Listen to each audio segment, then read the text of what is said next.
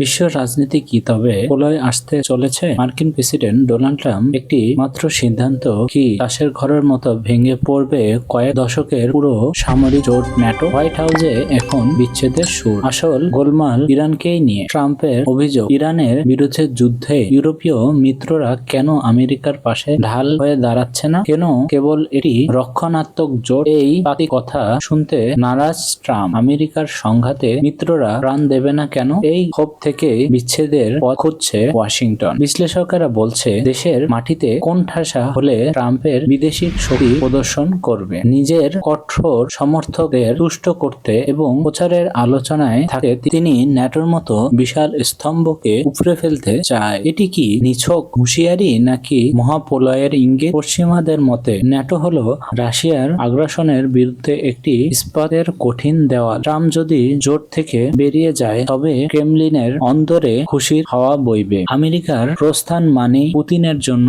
এক বিশাল খোলা মাঠ। কিন্তু ট্রাম্প কি চাইলেই বের হতে পারবে? মার্কিন আইন অনুযায়ী কংগ্রেসের অনুমোদন ছাড়া ন্যাটো ছাড়ার সম্ভাবনা নেই। তবে ট্রাম্প যদি এটি আইনকে চ্যালেঞ্জ করে তবে এটি গড়াবে আদালত পর্যন্ত। বিশ্লেষকেরা বলছে, জাতীয় নিরাপত্তা প্রশ্নে আদালত সাধারণত প্রেসিডেন্টের উপর খবরদারি করতে যাবে না। আমেরিকা চলে গেলে কি ইউরোপ অসহায় হয়ে পড়বে? মোটেই না। ফ্রান্স ও ব্রিটেনের পারমাণবিক শক্তি এবং প্রযুক্তিগত উন্নতি তাদের নতুন সামরিক কাঠামো গড়তে সাহায্য করবে। কিন্তু ভয় বাড়ছে কানাডা ও গ্রিনল্যান্ডকে নিয়ে। অতীতে ট্রাম্পের গ্রিনল্যান্ড কেনার ইচ্ছা এবং তার বর্তমান আগ্রাসী মেজাজ প্রতিবেশী দেশগুলোর নতুন করে ভাবিয়ে তুলবে। ভবিষ্যতে অন্য কোনো প্রেসিডেন্ট কি এই সম্পর্কে জোর লাগাতে পারবে? একমাত্র জেডি ভ্যান্স ছাড়া হয়তো অন্য যে কেউ ফিরতে চাইবে।